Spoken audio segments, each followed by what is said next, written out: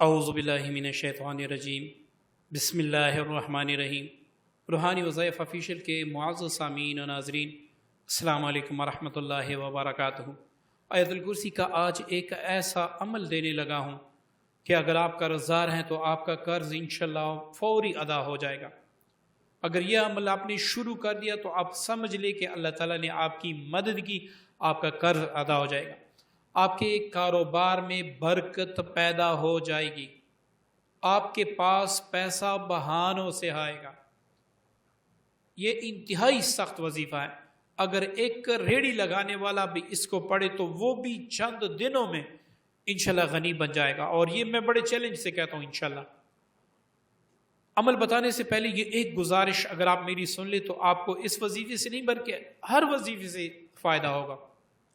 جب بھی آپ یوٹیوب پر یا کہیں پر بھی آپ ایک وظیفہ دیکھتے ہیں، جب تک آپ اس کی افادیت کو سامنے رکھ کر نہیں پڑھیں گے آپ کو اس وظیفے میں کامیابی نہیں ہوگی۔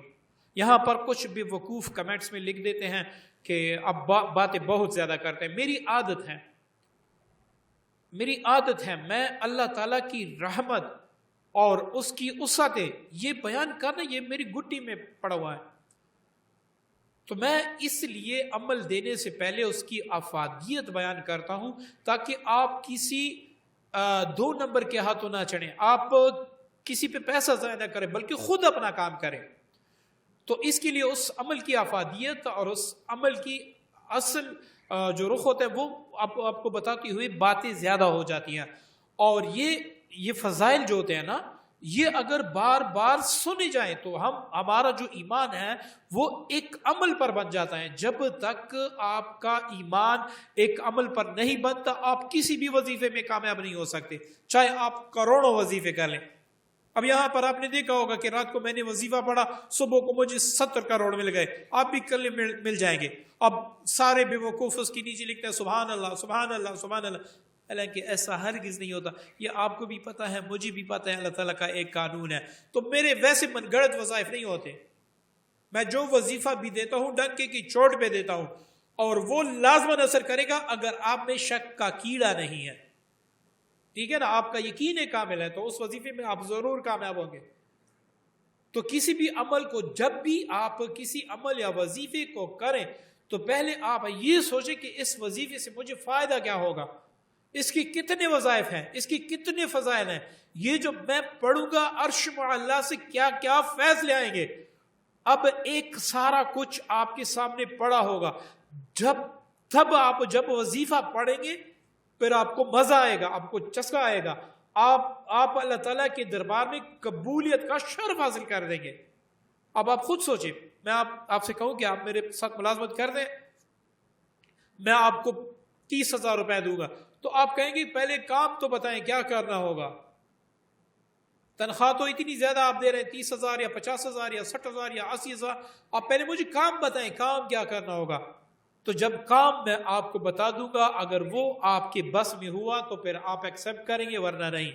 تو وظائف کی جب تک فضائل ہم نہ سن لیں کسی بھی وظیفے میں ہم کامیاب نہیں ہو سکتے۔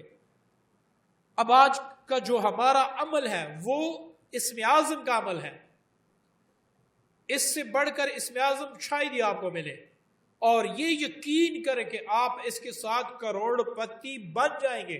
سوال ہی پیدا نہیں ہوتا کہ آپ کا وظیفہ اثر نہ کرے، بس آپ میرے بتائے ہوئے طریقے پر عمل کریں تو انشاءاللہ پھر آپ کمال دیں گے۔ اور یہ بڑا لمبا چوڑا وظیفہ بھی نہیں ہے، صرف 3 منٹ کا وظیفہ، ٹھیک ہے، صرف 3 منٹ کا وظیفہ، اور اس کی پھر آپ کرامات دیکھیں۔ اب آتے ہیں وظیفے کی طرف۔ یہ آپ 5 نماز جب پڑھتے ہیں اس کے بعد کا وظیفہ ہے، آپ ہر نماز کے بعد پڑھیں گے، اور اس کا طریقہ آپ نوٹ فرما لیں۔ آپ آیت الکرسی پڑھیں گے ہر نماز، فرض نماز کے فوراً سلام پھیرنے کے بعد۔ کس طرح پڑھیں گے؟ اللہ لا الہ الا ہو الحی القیوم۔ یہاں پر آپ نے یا اللہ مجھے حق حلال سے نواز دے، اس کے بعد لا تاخذہ سنۃ ولا نوم الی الآخر آپ پڑھ لیں۔ اس طرح ہر نماز کے بعد آپ نے آیت الکرسی پڑھنی ہے، لیکن اللہ لا الہ الا ہو الحی القیوم، اس کے بعد آپ نے اپنی دعا کرنی، یا اللہ مجھے حق حلال سے بے تحاشا نواز دے، اپنے غیب کے خزانوں سے نواز دے، اس سے پہلے کہ میں کسی اور کے در پہ مانگوں، میں اپنے داتا سے مانگ رہا ہوں، میں اپنے مشکل کشا سے مانگ رہا ہوں، یا اللہ مجھے کسی کا محتاج نہ کر، مجھے اپنے غیب کے خزانوں سے نواز دیں۔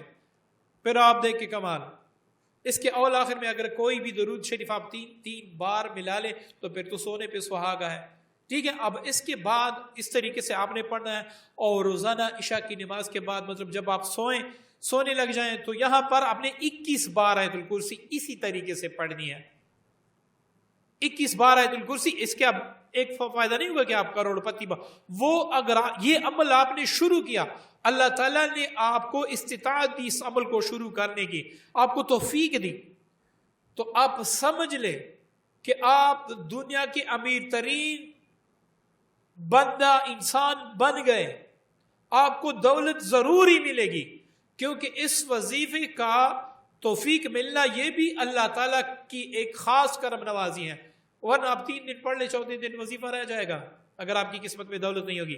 تو اس وظیفے پہ ثابت قدم رہنا، سمجھ لے کہ انشاءاللہ ان قریب میں کروڑ پتی بن جاؤں گا، ٹھیک ہے۔ اب عشاء کی نماز جب آپ 21 بار پڑھیں گے تو اس میں صرف یہ نہیں کہ آپ کروڑ پتی بن جائیں گے، 7 فوائد اور ہوں گے، 7 فوائد اور ہوں گے، وہ آپ سن لیں۔